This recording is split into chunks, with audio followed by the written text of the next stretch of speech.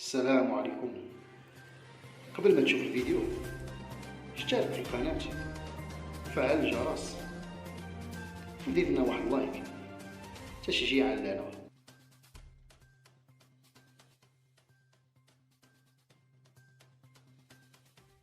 اعطيني هاد مغاربك الجزائر كيفاش هاد الجزائر الحدود ديال ديك الجزائر وشكون اللي حاكمها في ديك الوقت؟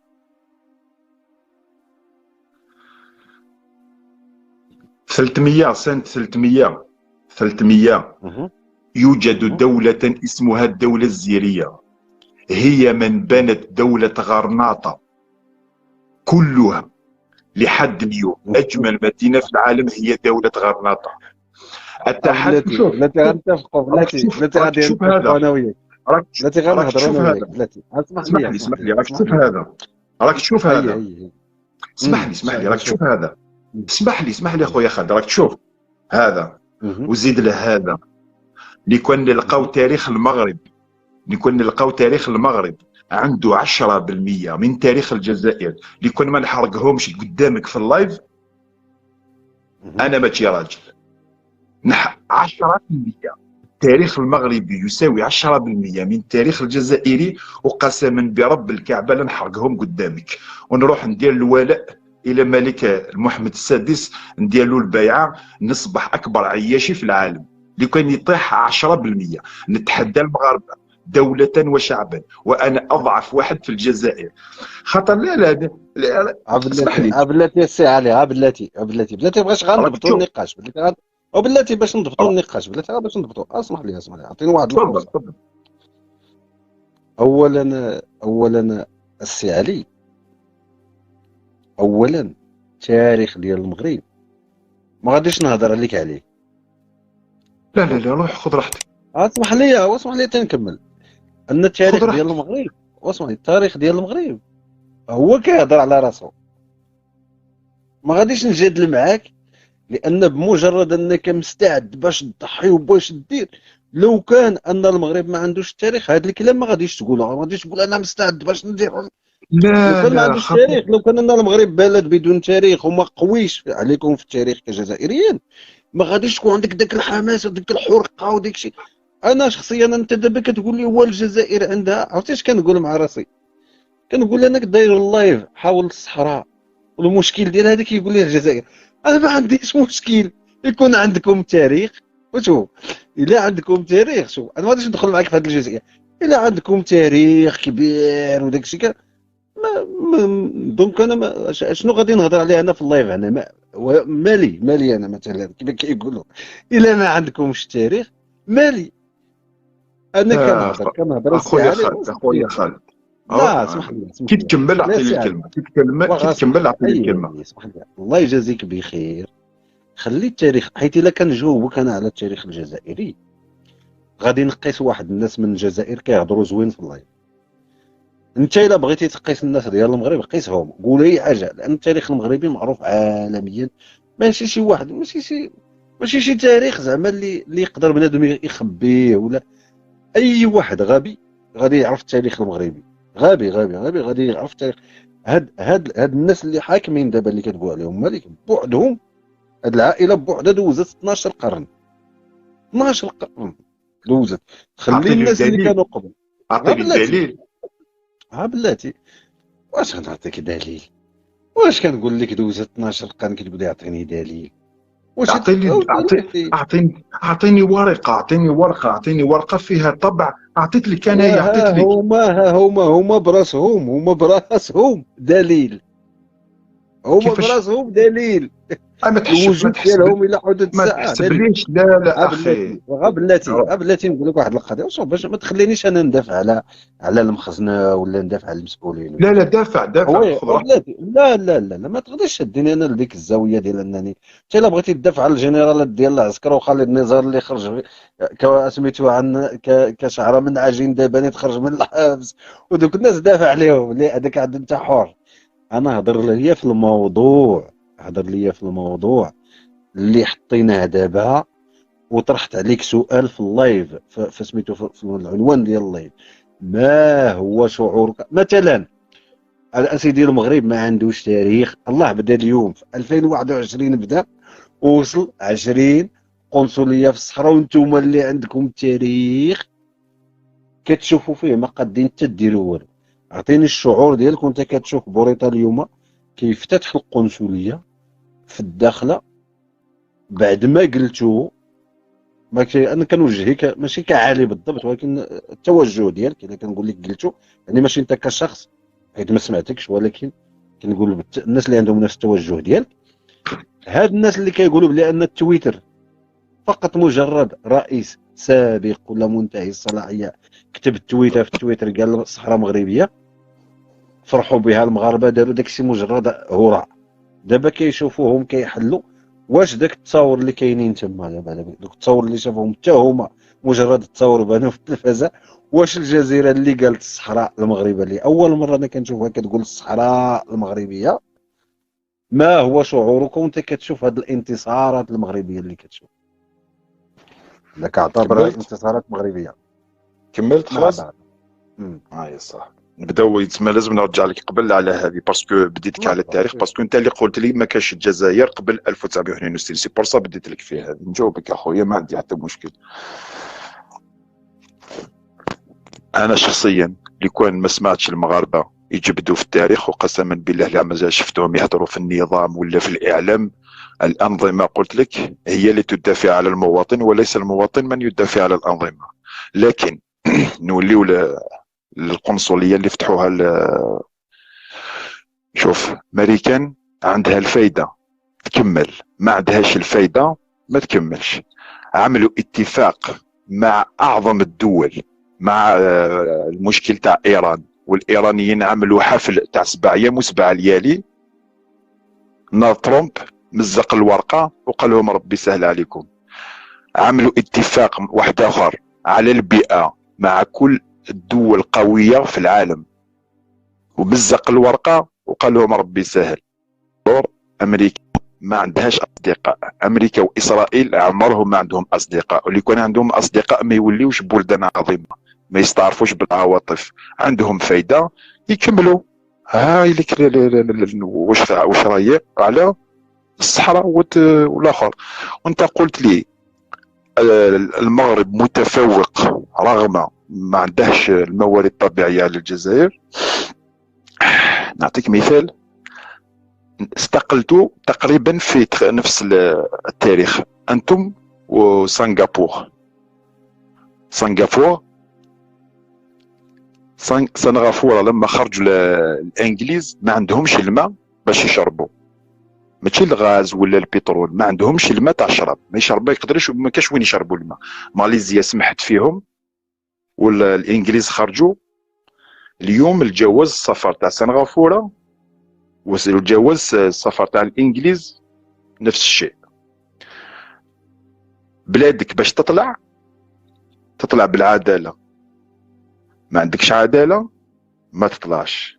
يجي واحد من اسبانيا يغتصب 11 طفل، الصغير فيهم 4 سنين، يخرج براءه، مستحيل يطلع البلاد كيما هكا. يروح مغربيا يدير دوله اسلاميه باسم داعش، يرجع للمغرب يلقى قلعه تستنى فيه و60 سنه ولا 70 سنه حبس، ويرجع واحد في دوله يهوديه اسرائيليه تقتل في الابرياء، يرجع للمغرب معزز مكرم. يعني ما كاش هادشي العداله. دابا اللي كتقول جواب على القنصليات اللي فتحوا. قلت لك كل شيء، جاوبتك على القنصليه يا خويا. اعطي لي سؤال هذا اللي ما جاوبتكش عليه. لا انا حتى انا طرحت عليك سؤال كتجاوبني على داعش. جاوبتك على القنصليه، قلت لك القنصليه بصحتكم ان شاء الله تربحوا عليه وتزيدوا. من عندي انا الصحراء تاع الجزائر شفتها خطره في ملي حياتي. جاوبتيني دابا خليني نعاود نهضر معك انا هنا. نعم اخويا. دخلتي لي انا ما غاديش نجاوبك لا على داعش، لا على مغتصب الاطفال، لا على داكشي كامل، داكشي كله ما غاديش لا قلت لك كيفاش يطلعوا البلدان، هذا ما كان. لا ما غاديش نهضر لك على داكشي. انا قارنتي البلاد ديال المغرب مثلا بسنغافور ياك. ايه قلت لك خاطر طلعوا بالكفاءات تاعهم، طلعوا بالفرد.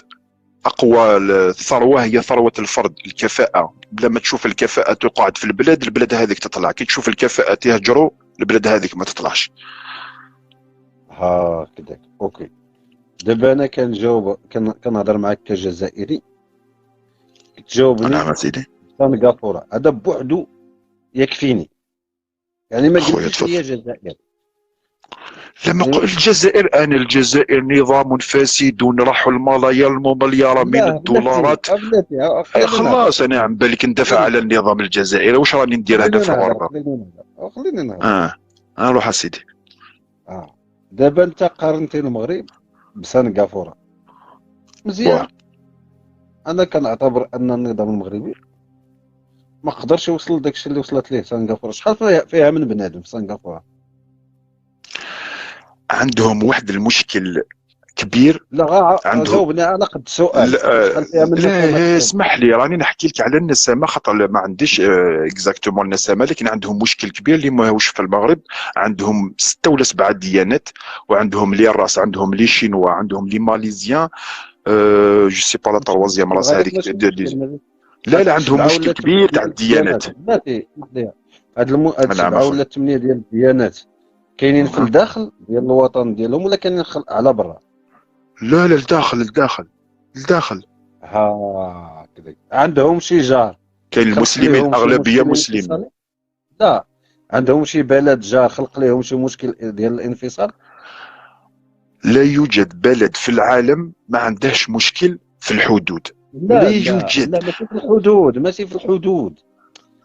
نعم يا سيدي. انا كنقول لك انت والجزائريين، لو ان الجزائر هزت السلاح ديالها كتضارب مع المغرب من اجل تاخذ الصحراء، كتقول الجزائر صحراء جزائريه والمغرب يقول الصحراء مغربيه، ما عنديش الاشكال. غنعطي الحق للجزائر كما غنعطي الحق للمغرب. الجزائر كيبغاو الارض، المغرب بغات الارض، ولكن الاشكال اللي كاين هو ان هاد الناس كيقول لك ماشي ديالنا وكيعطيو السلاح لخوتنا باش يقتلونا. هذا ديجا قلنا ما غاديش ندخلوا في هذا النقاش العقيم، ياك ديجا دوزنا انا وياك. غادي تقول لي سنغافورة مقارنة مع المغرب، سنغافورة ما عندهاش جار اللي خلق ليها المشكل اللي خلاها ترجع للور، كيخلق لها ديك المشاكل ديال الحدود. راك ماشي ساهل باش تكون انت غدا العشريه السوداء، العشريه السوداء اللي كانت في الجزائر ديال النص ديال الجزائريين كيقتل النص الاخر، شي مضارب مع شي، اثرات على التنميه ديال الجزائر، اثرات على التقدم ديال الجزائر. ولينا واحد 40 سنه للحر. ولينا واحد 40 سنه للور، عندك الصح. غتولي اكثر من 40 سنه. هاد المشاكل ما تقارنش ليا سنغافورة انا مع المغرب، ياك. ولكن الا جيت انا نقارنك انت الجزائر دوله مع الامارات، عرفتي الامارات كتسمع بها؟ نسمع بها خير كي تكمل نهضر معاك. روح بلاتي امتى خديتوا انتم الاستقلال؟ 62 1962. 1900 امتى خدات الامارات الاستقلال؟ الاستعمار الامارات اليوم راهي مستعمره، علاش كاين دوله اسمها الامارات؟ لا اسمح لي اسمح لي شوف، غادي نرتقيو شويه في الحوار وجاوبنا على قد السؤال. خلي الموقف ديالك في الامارات، حتى انا عندي موقف سلبي على الامارات، ولكن خلي ذاك الموقف. روح اخويا، روح اخويا. بالنسبه للامارات امتى استقلت؟ قلت لك اقسم لك بالله العظيم ما على بالي عندهم استعمار، ما على بالي عندهم استقلال. هكذا استقلت في السبعينات. هيا روح سيدي. هكذا اوكي. سنغافورة عندها النفط، ما عندها والو، بحال المغرب. شكون؟ سنغافورة لا ما عندهاش، يعني ما عندهاش شي ثروات اللي ما كايناش عند المغرب. لا الثروه الوحيده الثروه تاعهم الثروه الفرديه، الكفاءات طلعوا بالعلم. اوكي ماشي مشكل. الجزائر شنو هي الثروه اللي عندها؟ سنغافورة سميتو الامارات 74 فاش استقلت 74. بالنسبه للثروه اللي كاينه عند الجزائر شنو هي؟ البترول والغاز، ياك؟ الجزائر لا يوجد ثروه طبيعيه ما كانشها في الجزائر. ما كايناش في الجزائر، نقولوا غير الثروه اللي كيعتمدوا عليها، اللي خلقت لهم اكبر احتياطي ديال الدولار في العالم، اللي شتتوه دابا الجنرالات ديالهم شتتوه، وهذا الشيء الا كنقولوا ماشي باش نغيظك ولا شي حاجه. 1971 راه واحد كتب 74، انا متاكد بلي 71 فاش استقلت الاخرين. نتوما استقليتوا في 1962 ياك؟ الاخرين من بعد 10 سنين عاد استقلت الامارات ياك؟ كي تكمل عطيني الهضره، كي تكمل عطيني نجاوبك. عندهم النفط اللي عندكم انتم عندكم الغاز، هما ما عندهمش. قلت لك لا يوجد ثروه طبيعيه، قلت لك لا يوجد ثروه طبيعيه موجوده في العالم غير موجوده في الجزائر. كلش الفوسفات، النوكليار، الغاز، البترول. راني معاك، كي تكمل عطيني نجاوبك. انا داك الا جيتي تقارن المغرب سنغافوره، جيت انا نقارن الامارات سراح الابيل، يعني كيصرفوا على الابيل. خلاص سيدي، كي تكمل السؤال تاعك اعطيني كلمه نكمل. غادي نعطيك السؤال. وجاو هاد الناس اللي كيسرحوا الابيل حتى للسبعينات وعندهم هاد الثروه ديال النفط اللي عندكم انتم، هما عندهم النفط ما عندهمش الثروات الاخرى. الا جينا نقارنوها مع الجزائر، عرفتي فين وصلت الامارات؟ روح اخويا روح كمل. عندهم. انا ماشي كنقول لك جاوبني، انا الهضره ديالي هكا، الخطاب ديالي بحال هكا. ما خليني نهضر، غادي نبغيك تجاوب، خاطر نهضروا في زوج غنقول لك جاوب، من غنبغيك تجاوب غنقول لك تجاوب. داكور، اوكي. لا واخا كنقول لك واش عرفتي، احنا في المغرب كنقولوا بحالكم، ماشي كنتسنى منك الرد. في الوقت اللي غنبغيك انت ترد غنقول لك رد، فهمتيني؟ اوكي تبارك الله. بالنسبه للثروه اللي كاينه عند الاماراتيين، يعني جزء بسيط من الثروه اللي كاينه عند الجزائريين. الا بغينا ندخلوا في هذا النقاش، انا هذا النقاش ما بغيتش ندخل فيه، لان في هذا النقاش الا بغيتي تقارن النظام المغربي مع النظام الجزائري غتخليني انا نحب النظام المغربي، وتخلي كاع الناس اللي كيعارضوا في المغرب الا قارنتيهم النظام الجزائري غنحبوه، غنولي يبان لينا النظام كبير وحقق انجازات كبار، من المعارضين غنتحولوا للمؤيدين العياشه بهذا الاسلوب. دونك هذا الشيء ما بغيناش نهضروا فيه، غادي نهضروا فقط على الاموال اللي كتصرفها الجزائر على ود الدبلوماسيه ديال بوليزاريو باش تدعم بوليزاريو دبلوماسيا، وعلى ما يفعله المغرب من اجل مواجهه هذه الدبلوماسيه والنتيجه اللي وصل لها المغرب نتيجه جاهزه. عجبت لي بزاف الاسئله دركا، ما هكا يكون على صعيب الجواب عليا. واحده نقطه. انا غنعطيك سؤال واحد اللي غنعطيك في الاخر. قلت لي الامارات، المغرب، القنصليه. لا بلاتي اسمح لي، انا غنعطيك سؤال ملي غادي نبغيك تجاوبني غادي نعطيك تجاوبني. هذاك الشيء اللي قلت لك على الامارات غير رد ماشي جواب. لا لازم نردك عليك. لا ما نخليهاش.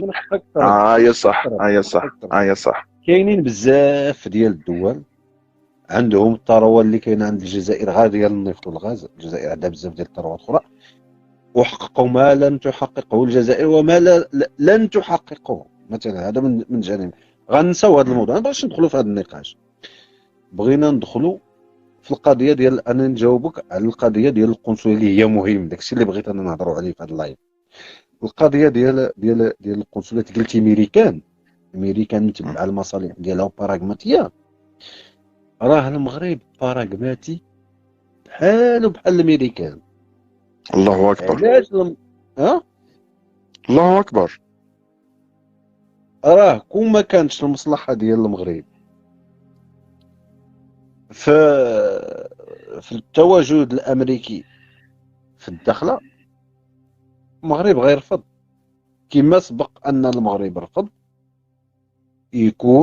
يستمر في التدريبات ديال الاسد الافريقي مع امريكان. فاش يلاه جا جات وزاره الخارجيه ديك اللي كانت مورا كولين باول، هذيك كوندوليزا رايس يمكن، هذيك قالت واحد الكلمه على المغرب حبس تدريبات ديال الاسد الافريقي مع الامريكان، حبسهم لسنه. القاعده الامريكيه كانت في القنيطره، مدينه القنيطره المغربيه. المغرب قدم طلب الامريكان وسحبها في الخمسينات. فاش استقل المغرب دوز كانت عنده شي علاقات عاوتاني مع امريكان بحال هكاك على قبل الصحراء، طلب منها تهز الجنود ديالها تمشي في حالها، ومشات الامريكان. الى يومنا هذا ما عندهاش حتى شي قاعده في المغرب. حاليا فاش كنا حنا عاوتاني على وئام وحنا جبنا الامريكان من اجل نتعاونوا معاه، حنا نقضيو الغرض ديالنا بها وهي تقضي الغرض ديالها بنا، هذه كتسمى الباراغماتيا. النهار اللي غادي نبغيو عاوتاني امريكان نشوفوها كتميل لجهه البوليزار ولا لجهه الجزائر ولا لجهه اخرى اللي غادي تضرنا حنا، غادي نديرو معها كيما درنا معاها في القاعده اللي كاينه في قنيطره هذه شحال، وغادي نقول لها جمعي قشاوشك، غادي تجمع عاوتاني الحوايج ديالها وغادي تمشي في حالها. يمكن لك دابا تهضر تجاوب وحدك، عليها. اسمح لي بزاف دوكا، بارك الله فيك. نبدا لك. انت تفتخر بالنظام المغربي، انا سافتخر بالنظام الجزائري الذي نكرهه حتى ما تخيلش كيفاش نكرهه. علاش نحبوا ندافع عليه هكا كي تقارنوا على النظام المغربي؟ لانه مقارنه بالكرامه المغربيه الكرامه الجزائريه هي اللي احسن. او مثلا اي واحد دقيقه، اي واحد خليتك هدرت، اي واحد يدخل، اي جزائري يروح البلد اجنبي يقولوا له اعطينا فيزا، حنا ثاني يدخل بالفيزا. انتوما شحال عندكم سنين من السياحه يجيو الاجانب بدون فيزا؟ من المفروض تقدروا تصبروا 5 سنين 10 سنين حتى انتوما نحيو لكم الفيزا. انتوما مازال تحرقوا في البوطي كيما حنا. معليش نوليو بين الامارات والجزائر. الجزائر لما تكرهك يكون العدو تاعك اسرائيل التي تحكم العالم، هي امريكان، ويكون العدو تاعك اللي استعمرك 130 سنه، عندك وثائق حتى واحد ما يعرفهمش، خلاهم مثل القنابل، يكونوا هذو اعداء تاعك الناتو وامريكا واسرائيل. انت تعرف اسرائيل هي اللي تسيرهم كلهم، يكونوا هم الاعداء. مستحيل لا تطلع، يعملوا لك كل شيء باش ما تطلعش. تقارني بالامارات الابن المدلل لاسرائيل، ماشي اسرائيل برك. ترامب قبل ما يولي رئيس قال لهم كي كان نولي رئيس نروح للخليج ونجيب شاحنات من الفلوس، ولا رئيس وراح وجاب دراهم، خاطر هو اللي يعمل لهم الحمايه، والانجليز هما اللي شدوهم الاداره وهما اللي يبيعوا البترول. ما تقارنش، لا مقارنه. هذاك الابن المدلل لاسرائيل، ولما تصبح الابن المدلل لاسرائيل ستصبح بلد متطور، لكن تشبع الذل والذل والذل. عمرك ما تقدر ترفد راسك قدام رجال. انا نعيش في خيمه، معزز مكرم في ارض المجاهدين، في ارض جدادنا، في ارض اللي عندها الاف المؤلفه من السنين. الكرامه تاعي اعلى بكثير من كل ناطحات السحاب الموجوده في العالم. فهمت اخويا ابن عمي؟ دابا انت كتقول بلي ان الجزائري عنده الكرامه في البلاد ديالو.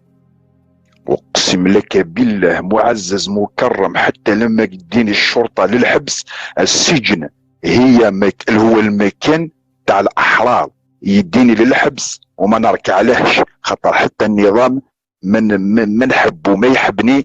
قتل لي وليد عمي 28 سنه في عمره، قتل لي صاحبي 19 سنه في عمره، خرجني من الغربه، خلاني ما نشوفش يما 6 سنين، نكرهه وراني حاقد عليه. بصح تحيا الجزائر، داخل السجن الجزائري معزز مكرم، داخل السجن ونقول بوفوار اساسا يمزغن انا الرز ولا نكنو.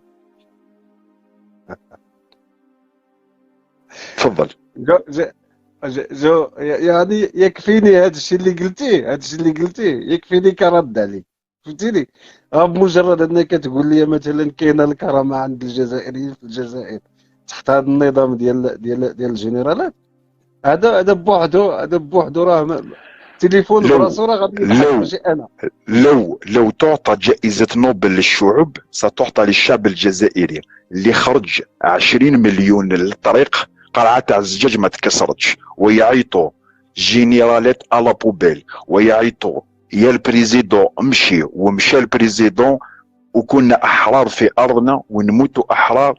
جزائر مانديلا المعروف عالميا قال له جبت الرجله من الجزائر، قال له جبت الرجله من الجزائر. هذوك كلهم اللي جاوا للجزائر، تشي جيفارا، مانديلا، وزيد وزيد وزيد، ما جاوش باطل، ما جاوش باطل.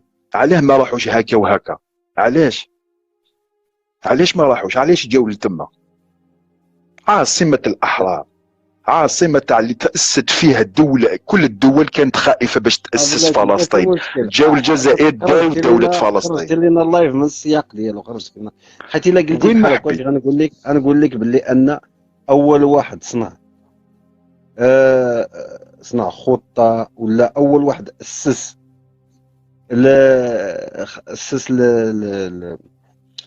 الحروب ديال العصابات ضد الأنظمة هو عبد الكريم الخطابي، ومنه خداوها الشينوا باش هزموا الامريكان وباش هزموا الاتحاد السوفيتي، هو اللي اسسها. ملي مشاو الفلسطينيين ياسر عرفات براسو، اسمح لي ياسر عرفات براسو ملي مشى عند الشينوا باش يقريو ليه داكشي، باش يحرر فلسطين، باش يقريو ليه ديك الحروب اللي خاضوها. قالوا لي اودي راه من عندكم جبنا هذا الشيء. قال لهم فين؟ قال لهم عبد الكريم الخطابي. هذا ما غاديش نهضر لك انا على المغرب وعلى التاريخ ديالنا، كانني عارفك انت عارف التاريخ ديال المغرب وحاقد عليه وكتبغي دير هذا الشيء. ما غاديش ندخل معاك في هذا الشيء، ما غاديش ندخل معاك. اذا حنا غادي نرجعوا للموضوع ديال الكركرات. الجزائر القويه، اسمح لي، هذه الجزائر القويه اللي عندها التاريخ وعندها النيف وعندها هذا الشيء كامل، كيف يعقل انها تسمح للكركرات يديها المغرب اللي ما عنده النيف، ما عنده التاريخ، ما عنده والو؟ ما كيفاش مثلا؟ نتفضل. وانتم دابا تكونوا قويين وهذا الشيء كامل، وتشوفوا المغرب خدا الصحراء، خدا الكركرات، هو كينسق مع موريتانيا باش ياخذ سميتو الحدودي. كيفاش؟ ما فهمتش. كيف انا الا كنت قوي ما غاديش نخلي هذا الشيء. جاوبني تقريبا علاش بالضبط خليتونا حنا كناخذوا المكتسبات وانتم قويين وحنا ضعاف؟ انا كمواطن جزائري انا ضد تتصرف الملايير. انا اقسم لك بالله كنت 39 سنه في عمري في الجزائر ما سمعت بمشكل، ما كنتش كنت تسقسيني واش من مشكل كاين بين المغرب والجزائر، نقول لك تندوف بالشهر طرد المغاربه من الجزائر وطرد الجزائر من المغاربه، والقنبله اللي طلقت في مراكش هذه نعرفهم، بصح اللي كنت تسقسيني على هذيك والله ما نعرفها. كنت لاهي في المشاكل، جيت لهنا خاصه كي داروا التطبيع وداروا الكركارات هذا ومشكل تاع الكركارات، وليت نحوس ولقيت باش يروحوا دراهمنا في، هما اللي يعرفوا القضيه تاع الصح، هما اللي يعرفوا هذه بون باش يروحوا دراهمنا في بوريا ما كان له.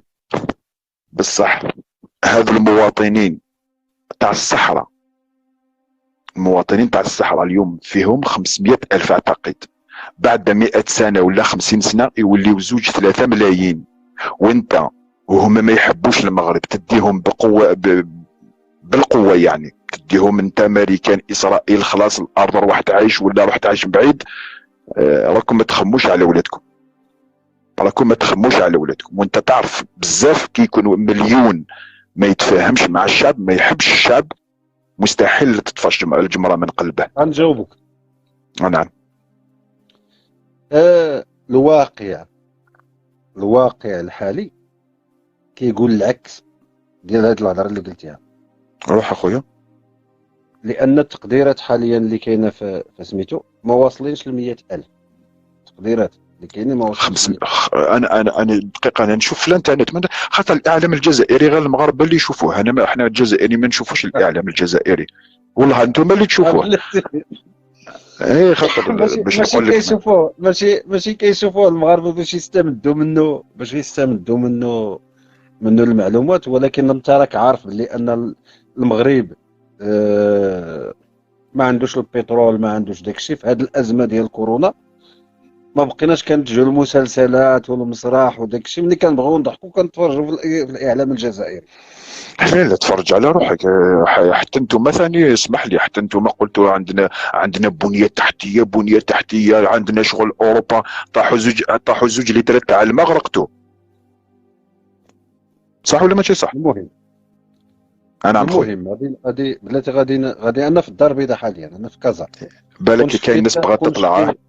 لا بلاتي، كون شفتي الامطار اللي طاحت في الدار البيضاء، يعني غادي تعذر، غتعذر ديك البنيات.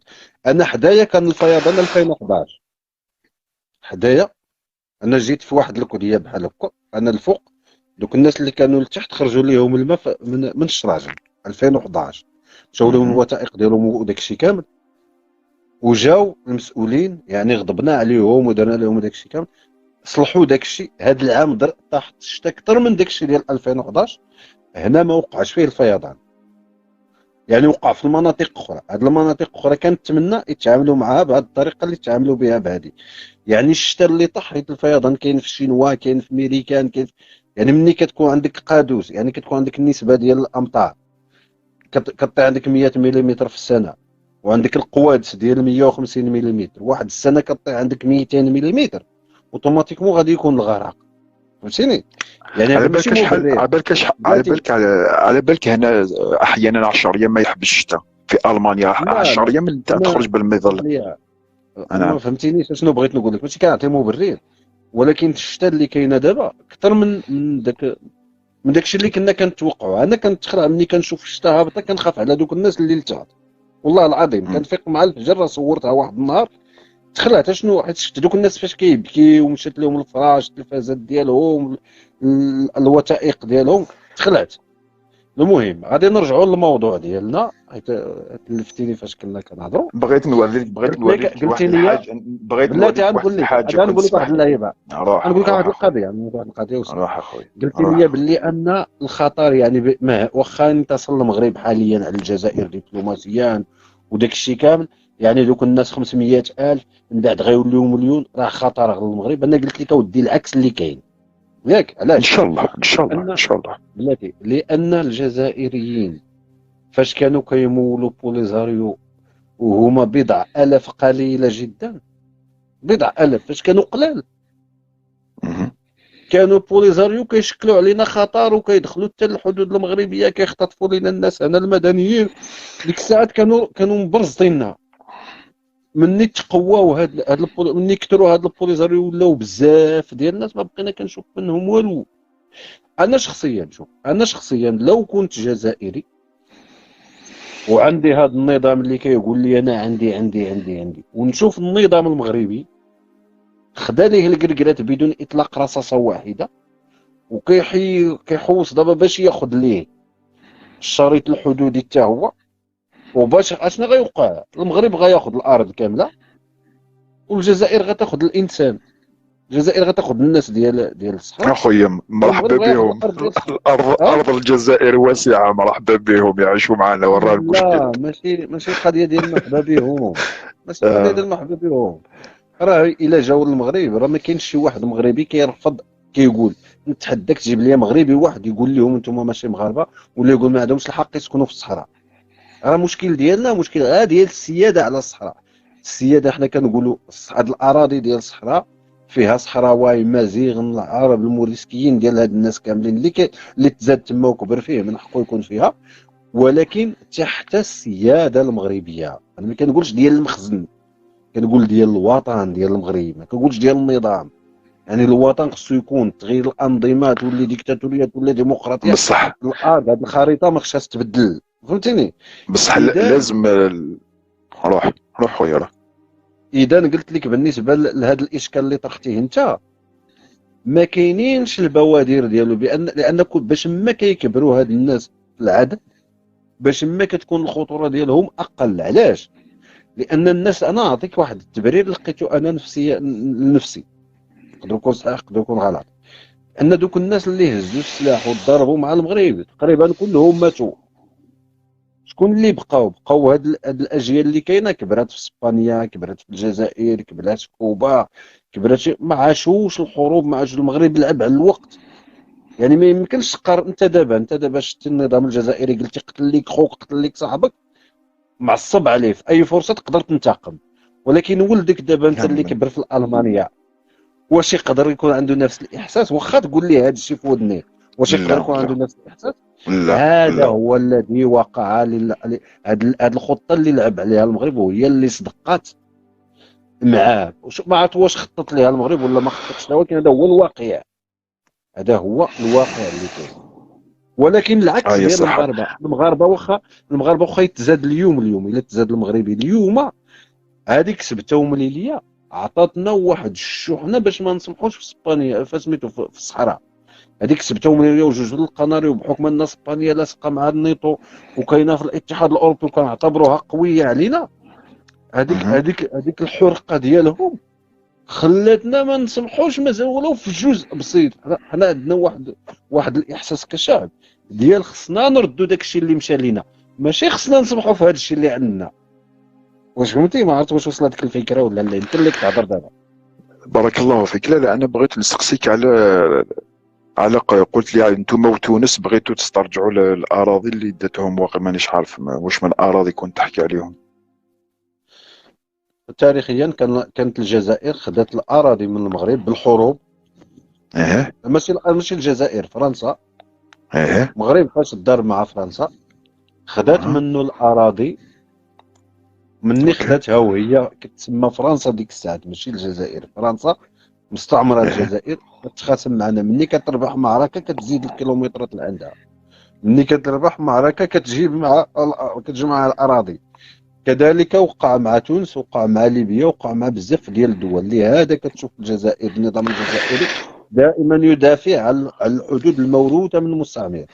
بارك الله فيك. هذه الكلمه بوحدها خطيره، انك تعترف بالمستعمر، الحدود اللي عطاني المستعمر.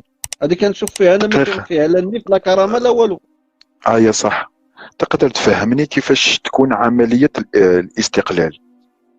كيستعمر بلاد واحده اخرى، يا هل ترى الشعب هذا كينوض الصباح يلقى المستعمر راح، ولا فيه مفاوضات، فيه يسنيو الكواغط؟ فهمني شويه. انت كتفهم في القضيه ديال الصحراء، قول لنا كيفاش خرجت اسبانيا من الصحراء؟ لا نحكيو على الاراضي اللي هي مستعمر ولا لا؟ دقيقه، ما بغيتش تجاوب على بالك، بصح نجاوبك انا في بلاصتك. قلت لك انتوما تفاوضتوا مع فرنسا، انتم والجزائر وتونس، ومن المفروض ما تسمحوش. انتم خدعتوا الجزائر، سمحتوا في المقاومه الجزائريه، تفهمت المقاومه المغربيه والتونسيه والجزائريه يخرجوا المستعمر في اليوم واحد. انتم خدعتوهم وسنيتوا على اوراق. كي تسني على الاوراق مباشره يعطيك الخارطه، كما عمل لكم ترامب، قال الصحراء مغربيه، جاء القنصل اعطاكم الخارطه الجديده. هكذا يتم الاستقلال. انتم شفتوا الحدود، سنيتوا على الاوراق. يا هل ترى كاش واحد قال لكم فرنسا غادي تخرج من الجزائر؟ ما كنتوش تعرفوا. حنا قاومنا، انتم اعطيتونا السلاح.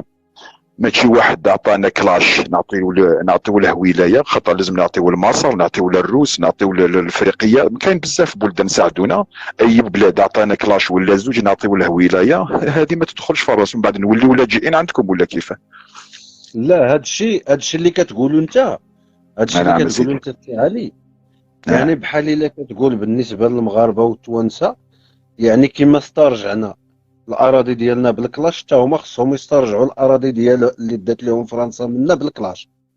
علاش غير ولادنا؟ انا في اللايف علاش غير اللي ولادنا اللي لازم يتيتموا على ونساء لازم يغتصبوا؟ علاش انتم ماشي حرام تعطيونا السلاح باش نحرروا لكم الاراضي تاعكم؟ علاش ما رفضتوش السلاح هذوك؟ ما فهمتيش انا اخويا ما فهمتيش القصد ديالي. هذا الشيء اللي قلتيه انت، يعني في وقت من الاوقات هذا المصير كما قلتي، على ان الى وصلوا الصحراوه مليون غادي يشكلوا خطر على المغرب. راه من بعد ما يصفي المغرب المشاكل ديالو مع الصبليون ومع البوليزاريو، وينسق مع موريتانيا، وينسق مع موريتان والنيجير، النهار اللي غادي يتفاهموا هادو راه غادي يتفاهموا كلهم كتله ضد الجزائر من اجل استرجاع الارض. غادي يطالبوها من طبيعه الحال بالود، ما غاديش تبغي بالود، غادي يهزوا حتى هما السلاح من اجل ديك الاراضي. شوف، هذه الاراضي اللي راك تهدر عليها ممكن يعني النظام الجزائري تلقاو الحل معاه. اقسم لك بالله للشعب الجزائري ما عندكم حل معاه على الاراضي اللي ماتوا عليها الجزائريين. لا يوجد حل. لما تقتلوا 40 مليون تضربوهم بالهيروشيما، وبعد بصحتكم بديو كاع الجزائر. المهم من كيما انكم انتم ما مستعدينش باش تسمحوا في ديك الاراضي، حتى حنا ما مستعدينش باش نسمحوا في ديك الاراضي، حتى التوانسه ما شكون مستعدينش داكم يسمحوا في ديك بالاراضي؟ الاراضي. شكون ها؟ داكم بالاراضي؟ الجزائر ولا فرنسا؟ شكون داكم بالاراضي؟ الجزائر ما حنا اللي داتكمش. لا ما فهمتينيش، ما فهمتيش القصد ديالي. كيما نعم اننا خويا. ما كيهموناش وتصنت ليها، كيما اننا حنا تفضل ما تفضل. كيهموناش، اسمع لي، ما كيهمناش الانسان الصحراوي واش دخل للصحراء ولا خرج من الصحراء، كيما كيهمنا الارض الصحراويه. نفس القضيه مع الاراضي اللي خداتها لنا الجزائر. ملي غادي نجيو نحرروها ويجيو التوانسه يحرروها والليبيين، ما غاديش يهمهم شكون اللي داها وشكون اللي فيها وشكون اللي غادي يتحاربوا معاه. الا لقاوها فيها، لقاو فرنسي غادي يتضربوا معاه، لقاو جزائر غادي يتضربوا معاه، لقاو بنغلاديش غادي يتضربوا معاه. على ديك الارض اللي كان في ديك الارض غيقولوا ليه خويا، ما يهمناش شكون هو، يعني ديك الارض ديالنا. تسمى بغيت تقول يعني المغاربه يعني ils sont vraiment intelligents باش يحرروا الصحراء الشرقيه، عطاو سلاح للجزائريين يموتوا ومن بعد يجيو يدوها، والصحراء المغربيه رفدوا القران وداروا مسيره وخرجوا الاسبانيول. اخويا لا عندكم زهر، ماشي نقدروا القران، اخويا ماشي عندكم زهر. كتعطي مغالطات السي علي. لا لا ماشي انتم رفضوا قلتوا هيك، القران. اقسم لك بالله نجيب لا لك مغاربه اسمح يقولوا لي لي كيما هاك. اسمح لي اشنو داروا نعم اخويا. المغاربه؟ اشنو قلت لك دابا؟ راه داكشي اللي قلت لك انا هو اللي عاودتيه دابا الله قلت لك نفس الهضره، واني عاودتها بطريقه اخرى. حنا مشينا للمفاوضات مع اسبانيا، ومشينا هازين القران، ومشينا دينا لنا السلميين، ولكن مني ما خدمش السلم في الصحراء. اشنو خدمنا؟ خدمنا السلاح. خدمنا السلاح ولا ما خدمناش السلاح؟ ضد اسبانيول. علاه الصبليون واجهتنا بالسلاح؟ والصحراويون شكون اللي قتلهم؟ يما كانوا الاشباح يقتلوا فيهم، ماشي لا اسبانيول اللي كان يقتل لا فيهم. اسمح لي. فاش مشينا حنا من بعد الاتفاقيه ديال مدريد ودخلنا في المسيره الخضراء، واجهتنا الاسبانيه بسلاح؟ انا قلت لك جاوبني. لا لا دقيقه اسمح جاوبني، لي. واش واجهتنا بسلاح؟ انت تقدر تشهد شهاده الزور. دقيقه راني نحكي لك واش تعرف، ما نقدرش نقول لك بالله حاجه ما نعرفهاش، شوف، نكذب عليك ولا كيف؟ انا عائلتي مشات للصحراء كلها، ما مشاو ما لقاو حتى شي مشكل. مشاو شاركوا في المسيره، دوزوا الايامات اللي دوزوا ورجعوا. راه كاينين الفيديوهات المباشره تما. مني تحرك السلاح في الصحراء، هزوا بوليزاريو ضد المغرب والجزائر، هزوا القذافي، بومديان، عبد الناصر، وهاد الناس اللي هزوا السلاح. ومني هزوا السلاح ردينا عليهم بالسلاح. نفس القضيه غادي توقع في الصحراء الشرقيه. غادي نجيو نبركو في الطبله، غادي نهزوا المصحف ونجيو ليها. مني ما غاديش يجيو هذوك الناس اللي غنلقاو فيها غادي يبغيو يعني يهضروا معنا بهذا الاسلوب اللي هو سلمي، غادي يتحرك السلاح. كون على يقين السي علي بلي ان هذه المشكله واخا تصفى المشكل ديال الصحراء الغربيه، واخا يتصفى المشكل ديال الجزر ديال المتوسط والاطلسي مع الاسبان، مازال معركه قويه للاجيال القادمه. ربما الجيل الاول الثاني الثالث الرابع، ما نعرفش، على 100 عام على 200 مع الصحراء مع الجزائر. غادي يكون الحرب، غادي يكون ماشي مع المغرب بوحدو، مع جميع الدول الاخرى، الا في حاله واحده. شوف ما تنساوش واحد الحاجه، ما تجيبوش غير القران وحده، زيدوا الكفن. خاطر القران وحده ما يكفيكم، زيدوا الكفن. كيفاش تجيب القران تجي الجزائر ديال الارض؟ انت مني قلتي القران داوه للصحراء، واش خدينا الصحراء بالقران؟ انا اقسم لك بالله العظيم، اقسم لك بالقران، لا سمعت المغاربه حضرت معاهم قالوا لي درنا مسيره خضراء بالمصحف، شافونا العسكر تاع اسبانيا هربوا. سبحان الله. يعني حكينا نحلف لك بالقران ما تفيدني لا الصحراء لا الجزائر قدام يا ربي. سبحان الله. ما امنتنيش الله غالب. نعم ما امنتنيش الله غالب. هاي نقول لك واش سمعت. قلت لك بالنسبه للمغاربه اللي قالوا لك شوف داو معاهم شوف اش نقدر ندير لك. اقسم لك بالله مغربي يتدخل في الصفحه تاع نور الدين بخوش، مغربي يسكن في اسبانيا، هو ما يحذفش اللايفات. تولي حوالي 15 يوم وبصح هو اللايفات تاعو طويله كيما انت مي تقدر تلقاها، اقسم لك بكون بالله لو كان نلقاها نعطيها لك في المهم البريفي. غادي نرجعوا قبل ما نودعوك السي علي. المهم انا غير اخويا الخلاصه اللي بغيتك تعرفها، لان آه. المغرب مشى بالمصحف. نصدقوا داك السيد لان المغرب مشى بالمصحف وخدا الصخره. حاليا بداك المصحف ولا بداك السلاح ولا بداك الكفن، الامريكان كيحلوا القنصليه في ديك الارض. كاينه ولا ما كايناش اليوم؟ اليوم اليوم بيفتحوا ان شاء القنصليه الله. واه ماشي غير اليوم، صافي لونطون بداو يفتحوا. عندكم مده لو بدات الامارات اليوم ختموا لا امريكان لا اليوم 20، اليوم قنصليه رقم 20. المهم انا ما مانيش يهمنيش عارف. باش مشيتي. الاسلوب باش مشيتي، سواء كان ديال المفاوضات ولا كان ديال القران، ديال المسيرات السلميه، ديال حتى الانجيل اللي بغيتي.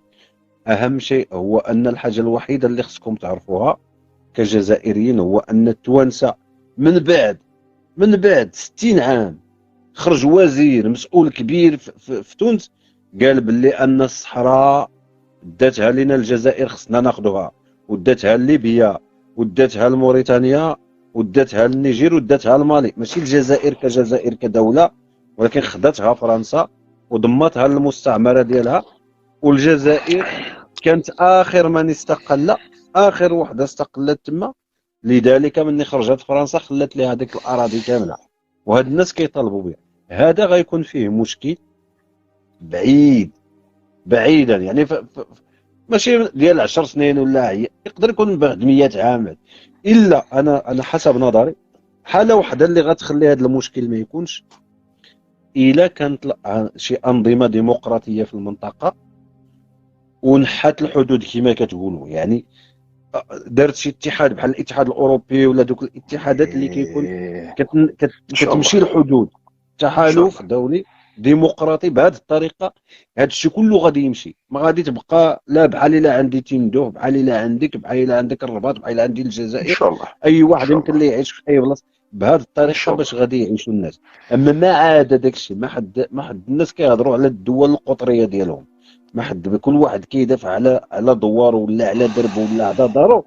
كون على يقين بلي ان السلم ما عمره غادي يكون، وكون على يقين بلي ان التنميه ما عمرها غادي تمشى بالوتيره اللي خصها تمشى بها. ممكن تقدموا نسبيا، ولكن في الوقت اللي غادي تقدم فيه انت درجه في هذا الصراع ممكن تقدم فيه 10 بدون صراع. انت قبيله قلتي 40 عام اللي رجعتكم العشريه السوداء اللور. انا قلت لك تقدر تكون اكثر. الوحده تقول لي الوحده اي حاجه تطلبها من عندي نقدر نعاونك بها. نروحوا نديروا مسيره، نديروا حراك، نجمعوا دراهم باش ننحيوا الحدود. والله لا نعاونك، راني مع الوحده. ما عندي حتى مشكل. صافي بليزير ما يكونوش على راني نشوف المانيا تدخل بلجيكا، ما على بالكش تدخل هولندا، ما تعرفش باللي دخلت بلاد واحده اخرى. انا ما رانيش ضد الوحده. واش صرا بين فرنسا والمانيا؟ ما صراش والو. كنا 5% اقوى من اللي صرا بين الجزائر والمغرب. لا 5% ما لحقش. ونحاو كلش، نحاو المشاكل على بالهم بلي في مصلحه تاع بلدان تاع فرنسا وتاع الالمان لازم يتوحدوا. ان شاء الله يجي جيل ويرمينا في مزبله التاريخ كاع كيما رانا احنا كاجيال هذه، ويقلب الصفحه ويتوحد ان شاء الله. تنميرت سي علي، تحياتي لك. تنميرت. وحاجه واحده اخرى قبل ما اسكوسه مكاز من طبيعه الحال 2971 اسكوت. يعني سنه سعيده لجميع الامازيغ شمال افريقيا، سواء اللي ساكنين في شمال افريقيا واللي ساكنين على يعني في العالم كامل. كنقولوا لهم اسكوسه مكاز، اسكوسه فولكين، سنه سعيده. نقول لك حاجه برك قبل ما تهبطني يا اخوي، اقسم لك برب الكعبه ما نكره المغرب، ما نكره الشعب المغربي، ما نكره، لكن واحد يتكلم على التاريخ تاع الجزائر يقول لي ان التاريخ المغربي اكثر من التاريخ تاع الجزائر. الفيسبوك تاعي مزيان عليه، يتصل بيا ولا ما عطيتلوش الادله. لو كان ما نحركش العلم والباسبور قدامه انا ماشي راجل. لو كان ما نلقاوش، كان ما نعطيلوش كتاب في عمره 1000 سنة كتاب في عمره 1000 سنة يلقى كلمة الجزائر، وهذه عطيتها لك دركا تروح تجي لهنا هامبورغ تجي تشريها 11,000 اورو.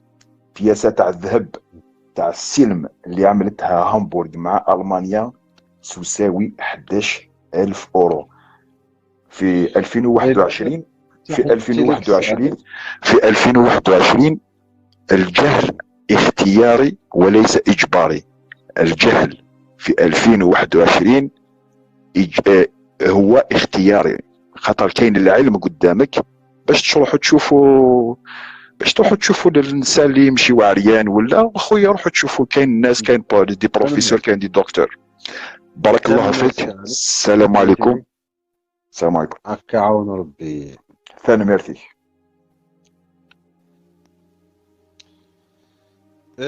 تاني ميرسي سي علي. هذا باش الناس اللي كيقولوا بلي انا زعما مثلا ما كنبغيش نطلعوا شي واحد، راه كنطلع كنكليكي على اي واحد اللي يطلع راه غيطلع. واحد قال لي ما غاديش تطلع الجزائر ولا ما عرفت كيفاش، العكس انا مصاب يجيو الناس اللي يطلعوا الناس اللي عندهم الرأي مختلف. كنتمنى يطلعوا الناس اخرين. المهم اهم شيء هو السي علي قال لي اهم شيء عند السي علي هو انه بما ان المغرب دولة عريقة وغادة العائلة الحاكمة عندها 12 قرن، يعني خص الجزائر يكون عندها التاريخ وصافي ويكون احسن المغرب وديك